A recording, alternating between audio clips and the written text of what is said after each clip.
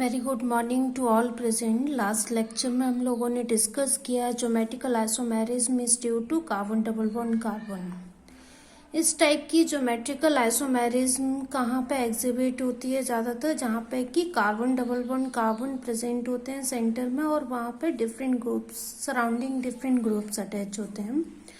Now फिर nomenclature किया था हम लोगों ने ज्योमेट्रिकल आइसोमर्स का by the cis and trans form.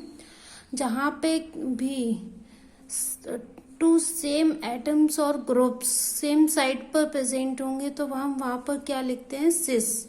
और जहाँ पे भी दो एटम्स और ग्रुप्स दो same groups opposite side present होते हैं कार्बन डबल बॉन्ड कार्बन के, तो हम वहाँ क्या लिखते हैं?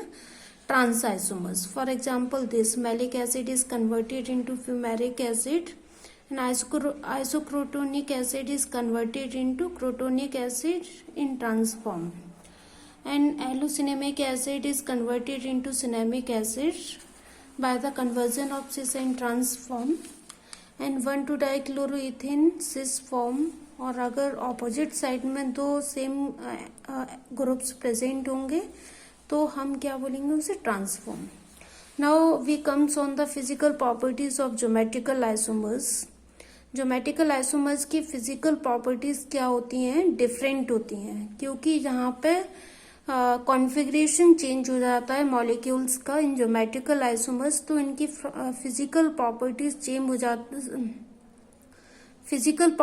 चेंज हो जाती हैं, जबकि केमिकल प्रॉपर्टीज सिमिलर होती हैं, बट हम इतना वो नहीं कर सकते कि बिल्कुल सेम होती हैं, आइडेंटिकल नहीं होती हैं। सिमिलर होती हैं बट आइडेंटिकल नहीं हो सकती।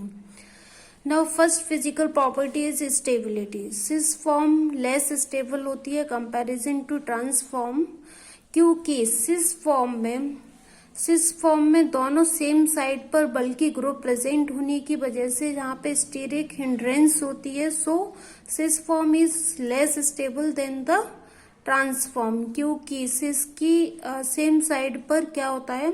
डबल बॉन्ड के सेम साइड पर दो बल्कि ग्रुप मतलब बहुत बड़े बड़े ग्रुप प्रेजेंट होते हैं, इससे यहाँ पे हिंड्रेंस क्रिएट हो जाती है, तो इसीलिए cis form is less stable. Now the dipole movement जो होता है, ओवरऑल डायपोल मूवमेंट जो होता है वो मतलब ओवरऑल डायपोल मूवमेंट हम कैसे निकालते हैं? सम ऑफ द डायपोल मूवमेंट, जो ओवरऑल सम होता है इस डायपोल मूवमेंट का, उसी को हम क्या कहते हैं? Overall dipole movement of geometrical isomers. So dipole movement of cis का डायपोल मूवमेंट ज्यादा होता है कंपैरिजन टू ट्रांस, बिकॉज दो सेम साइड पर बल्कि ग्रुप प्रेजेंट होने की वजह से यहाँ पे डायपोल मूवमेंट भी ज्यादा होता है इनका। सो सिस फॉर्म में नॉन जीरो डायपोल मूवमेंट और ट्रांस फॉर्म में नेट जो डायपोल मूवमेंट होता है वो जीरो हो जाता है, जबकि सिस फॉर्म में डायपोल मूवमेंट जीरो नहीं होता। बॉइलिंग पॉइंट जो होता है वो सिस आइसोमर्स का हायर होता है, बिकॉज दो सेम साइड पर बल्कि ग्रुप प्रेजेंट होने की वजह से यहाँ पे स्टीरिक हिंड्रेंस होती है, तो इसका बॉइलिंग पॉइंट भी इंक्रीज हो जाता है। मेल्टिंग पॉइंट पर अगर हम आते हैं तो मेल्टिंग पॉइंट पे ट्रांसफॉर्म जो होती है वो ज्यादा रेगुलर होती है और सिमेट्रिकल स्ट्रक्चर होता है, क्योंकि जो बल्कि ग्रुप होते हैं वो दोनों ऑपोजिट साइड में प्रेजेंट होते हैं, इसीलिए कॉम्पैक्टली पैक्ड जो सॉलिड होते हैं वो सिस फॉर्म होती है। सो इंटरमोलिकुलर फोर्स जो होता है ट्रांस आइसोमर्स के बीच में वो ज्यादा होता है, इसीलिए ट्रांसफॉर्म का मेल्टिंग पॉइंट हायर होता है कंपैरिजन टू सिस फॉर्म, क्योंकि यहाँ पे जो बल्कि ग्रुप्स होते हैं वो ऑपोजिट साइड में प्रेजेंट होते हैं और ये ज्यादा कॉम्पैक्ट स्ट्रक्चर होता है कंपैरिजन टू ट्रांसफॉर्म। सो इसीलिए मेल्टिंग पॉइंट, क्योंकि ये रेगुलर और सिमेट्रिकल स्ट्रक्चर होने की वजह से मेल्टिंग पॉइंट ट्रांस का ज्यादा होता है। अब कुछ प्रॉपर्टीज बताई गई हैं सिस और ट्रांस आइसोमर्स की। फॉर एग्जांपल मेल्टिंग पॉइंट जो होता है वो सिस फॉर्म का लोअर होता है, मेल्टिंग पॉइंट लोअर होता है सिस फॉर्म का बिकॉज कॉम्पैक्ट स्ट्रक्चर होने की वजह से। ट्रांसफॉर्म का हायर होता है। स्टेबिलिटी सिस फॉर्म की लोअर होती है, क्योंकि यहाँ पर दो बल्कि ग्रुप सेम साइड पर प्रेजेंट होने की वजह से हिंड्रेंस होती है, इसीलिए स्टेबिलिटी कम होगी इसकी। ट्रांसफॉर्म की हायर होगी। बॉइलिंग पॉइंट जो होगा वो सिस फॉर्म का ज्यादा होगा, क्योंकि दोनों सेम साइड पर बल्कि ग्रुप प्रेजेंट होने की वजह से ये कॉम्पैक्ट स्ट्रक्चर बन जाता है, मतलब सिमिलैरिटी और यूनिफॉर्म स्ट्रक्चर नहीं होता है, इसीलिए यहाँ पे इसका बॉइलिंग पॉइंट ज्यादा होता है मेल्टिंग पॉइंट बजाय ट्रांसफॉर्म की। सॉल्युबिलिटी सिस फॉर्म की हायर होती है, क्योंकि जितना ज्यादा कॉम्पैक्ट स्ट्रक्चर होगा, हार्डली कॉम्पैक्ट होगा, उसकी सॉल्युबिलिटी उतनी कम होती जाएगी than trans form. Refractive index higher होगी सिस फॉर्म की। डायपोल मोमेंट भी हायर होगा, क्योंकि in case of cis form dipole moment is non-zero, but in case of transform net dipole moment is zero. So heat of combustion भी higher होगा, जितना ज्यादा boiling point होगा heat of कम्बिशन भी बहुत ज्यादा होगा उसका सिस फॉर्म का। इंटरकन्वर्जन सिस फॉर्म में इजिली सिस फॉर्म जो है वो इजिली इंटरकन्वर्टेड हो सकती है ट्रांसफॉर्म में, but trans form easily cis form में इंटरकन्वर्टेड नहीं होती है।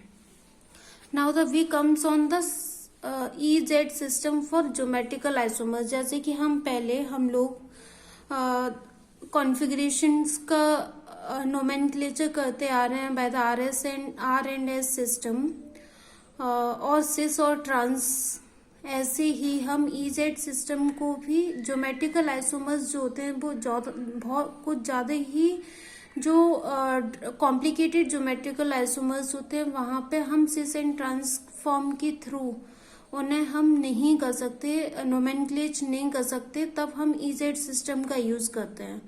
तो stereochemistry of higher substituted alkenes can not be define as cis and trans form. ठीक है, जितनी हम हायर केमिस्ट्री पर जाते हैं, तो higher level chemistry stereo chemistry पे जाते हैं, तब वहां पे जितनी भी सब्स्टिट्यूटेड एल्कीन्स होती हैं वहां पे हम सिस और ट्रांसफॉर्म के थ्रू उन्हें ड्राइव नहीं कर सकते और नोमेनक्लेचर नहीं कर सकते उनका। तो इस पर्पस के लिए हम एक नया नोटेशन नाम देते हैं EZ नोटेशन। तो ये जो एक EZ नोटेशन है वो भी एक रूल के थ्रू निकाला गया है, वो है CIP means Cahn Ingold Prelog rules के थ्रू। तो CIP सिस्टम के थ्रू इसकी नेमिंग करी जाती है और सब्स्टिट्यूएंट्स जो होते हैं वो असाइन करा जाता है। कार्बन डबल बॉन्ड कार्बन के इधर उधर जितने भी सब्स्टिट्यूएंट्स अटैच होते हैं उनकी प्रायोरिटी के बेसिस पर ही असाइन करते हैं। तो अगर डबल बॉन्ड के कार्बन डबल बॉन्ड कार्बन के दो ऑपोजिट साइड पर अगर हम हायर प्रायोरिटी ग्रुप वाले ग्रुप्स को अटैच कर देते हैं तो हम उसे क्या बोलेंगे, E मीन्स ऑपोजिट और Z मीन्स टुगेदर।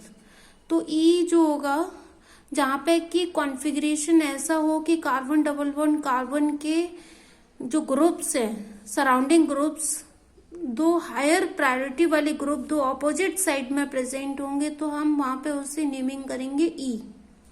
और जहां पे कि कार्बन डबल बॉन्ड कार्बन के दो सेम साइड पर दो ग्रुप्स प्रेजेंट होंगे, जैसा कि हम पीछे करते आ रहे हैं, तो हम वहां उसकी नेमिंग करेंगे बाय द Z और ज्यूसमिन।